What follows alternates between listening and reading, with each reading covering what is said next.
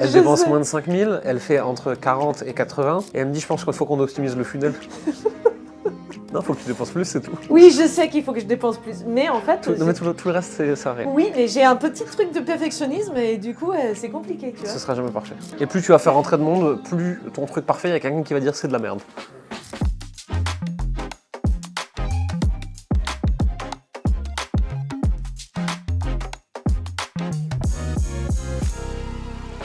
Là, j'ai amélioré la vaisselle, je l'ai réduit à 20 minutes. À chaque fois que je le refais, j'écume, j'enlève des trucs, je me dis, bon, à un moment donné, je vais peut-être finir trop court. Mais bon, il y a tellement de contenu derrière, et puis après, comme de toute façon, les gens ont besoin de tellement de nurturer que c'est pas besoin d'être abreuvé sur une première vaisselle trop longue.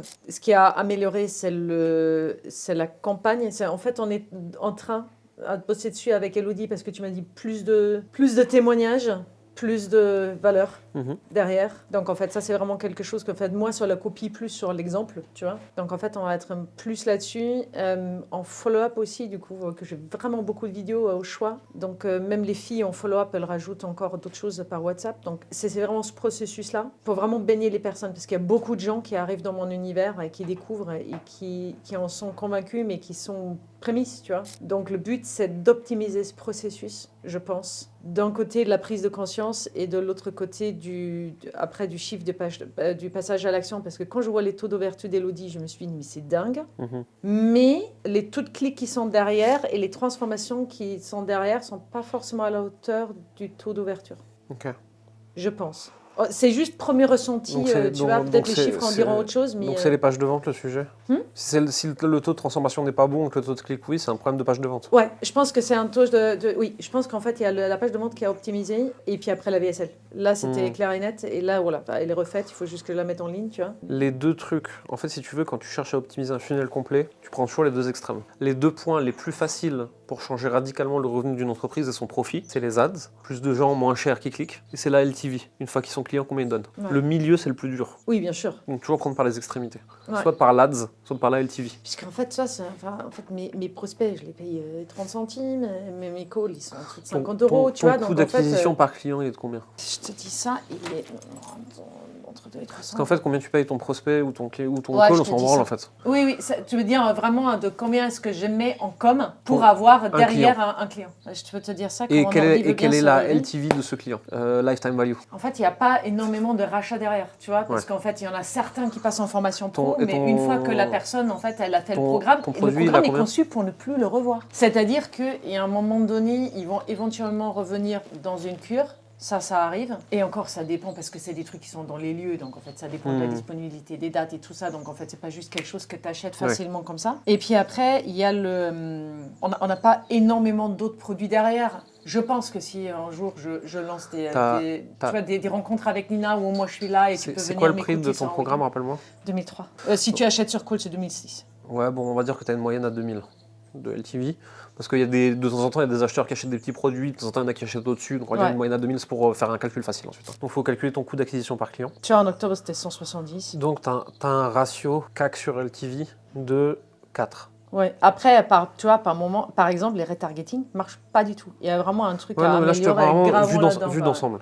Tu as un ratio CAC sur LTV de 4. Donc, tu es en train d'essayer de te prendre la tête. Alors que là, tu viens de me donner la preuve très simple que tu as une machine devant toi. Et à chaque fois que tu mets 1 euro, elle rend 4. Oui. Et toi, tu me dis comment on fait pour qu'elle rende 4,5. Et moi, je vais te dire plutôt, en fait, au lieu de mettre 1 euro, mets en 100 millions. Donc en fait, là, tu es sur un enjeu. Ta seule et unique problématique, c'est trouver comment dépenser plus. Mais j'ai pas envie de faire ça sur un ad type, tu vois, où je dis, c'est améliorable. Ouais, j'ai un petit truc de... Mais elles seront toujours améliorables. Et de toute façon, une ad, elle a une durée de vie limitée. Donc, mais c'est ça mon problème, c'est-à-dire, il va falloir que je reproduise et en fait, moi, c'est pas trop mon truc. De toute façon, plus tu vas scaler, plus tu vas devoir tester d'ads. Et un jour viendra où il faudra 50 variations par semaine. Oui. Même nous, on n'en est pas là, mais un jour viendra, voilà. Parce qu'en fait, l'enjeu sur comment dépenser plus de façon profitable, c'est les ads et la sales team.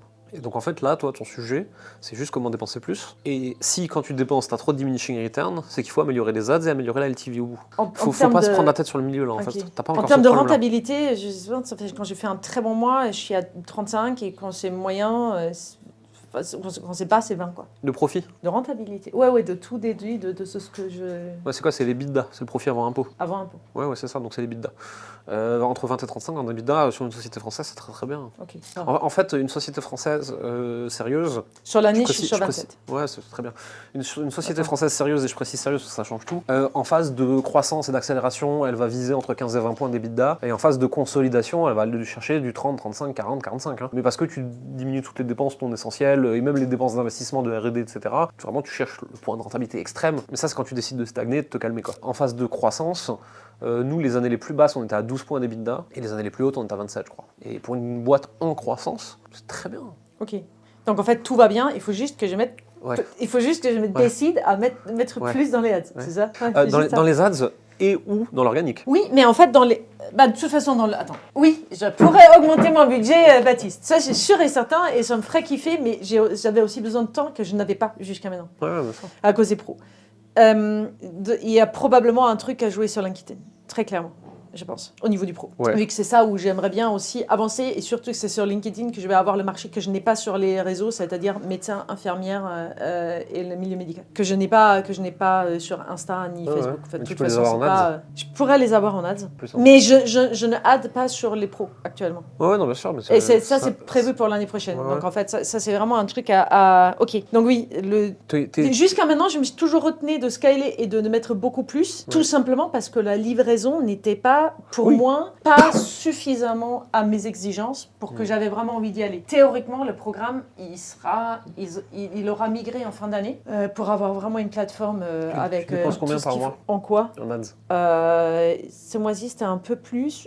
Jusqu'à maintenant, c'était même pas plus que 3 000. Oui, je sais. Je fais rire tout le monde. Je sais quand je... Elle dépense moins de 5 000, elle fait entre 40 et 80, et elle me dit, je pense qu'il faut qu'on optimise le funnel. Non, faut que tu dépenses plus, c'est tout. Oui, je sais qu'il faut que je dépense plus, mais en fait... Tout le reste, ça arrive. Oui, mais j'ai un petit truc de perfectionnisme et du coup, c'est compliqué, tu vois. Ce sera jamais parfait. Oui, je sais. Et plus tu vas faire rentrer de monde, plus ton truc parfait, il y a quelqu'un qui va dire c'est de la merde. Et ce sera pas vrai. Mais bien sûr que ce sera pas vrai, mais putain, qu'est-ce que ça serait compliqué. Ouais, mais je sais, j'ai des freins, je sais que j'ai des freins comme ça, mais on en a quand même enlevé un certain nombre de choses qui étaient vraiment des croche-pieds, où c'était con de les avoir, tu vois. Pour les améliorer, là, la VSL, elle est bonne. Elle est beaucoup plus structurée que celle d'avant. Et une fois que là, il manque juste la campagne. Jusqu'à 100-150 000 par mois, il faut un bon produit acceptable. Il n'est pas parfait, il pourrait être amélioré sur plein de trucs, mais les gens sont globalement contents.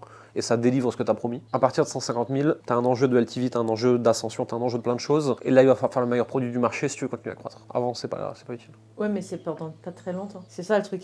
En fait, pas très longtemps, si c'est 1 an de différence. C'est 1 an où tu travailles sur le mauvais truc. Même si c'est que 1 an, tu vois. Oui, je sais, mais je veux juste dire que tu vois, 150 000, pour moi, c'est une option pour l'année prochaine, quoi. Et une option valable Mais ce sera beaucoup plus facile de faire ton produit extraordinaire quand tu feras 150 000 que de te bloquer à 50 pour le construire pour ensuite le scaler. Ouais. Puisque de toute façon, tu vas le scaler et à 150, tu vas de toute façon le refaire. Donc tu choisis le chemin compliqué alors que tu n'es pas obligé. Moi, il y a tout le monde qui m'a toujours demandé pourquoi j'ai pas créé une audience avant de vendre. Parce qu'aujourd'hui, je peux payer 2000 balles pour une vidéo extraordinaire qui me fait kiffer. Parce qu'en fait, cette vidéo extraordinaire qui m'a coûté 2000, ce qui est insensé pour un mec qui fait de l'infopreneuriat juste, elle ramène un client, j'ai x3 mon investissement. J'ai choisi ce qui crée l'argent pour réinvestir l'argent à l'entrée ensuite.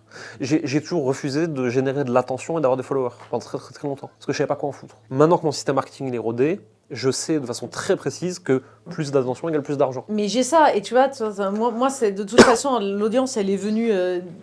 Elle est tombée du ciel, tu vois, et à un moment, alors que c'est pas forcément une audience d'acheteurs, hein, c'est une audience de followers, de gens intéressés, que voilà, quoi, en fait, des gens qui hument un peu l'odeur et qui sont pas forcément engagés. Quand je vois qu'en fait, il y a Flavio, en fait, ils ont 2000 personnes qui regardent les stories sur 6000 followers, ce qui est quand même énorme, parce que moi, j'ai 2000 sur une audience de 100 000, donc ça, c'est pas du tout le même engagement. Moi, j'ai 500 sur 15 000. Ouais, donc on le fait pas pour ça. ça, quoi. Tu le fais parce qu'en fait, ça permet d'avoir la présence, d'être vu, de toucher.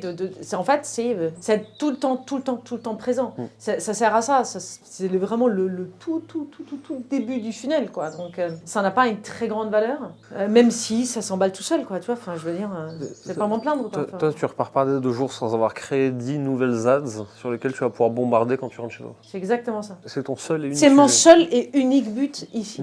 Quand tu appuies sur un bouton, tu mets 1 euro, il te rend 4. Ta seule problématique dans la vie, c'est quoi? Appuyer plus. Oui, C'est faire ça. Give me more money. Non, mais juste pour me rassurer, je pense qu'il y a personne qui fait 100 cas par mois. Si, toi. Non. Mais non. T'as fait 115 de vente, 80 encaissés. Non,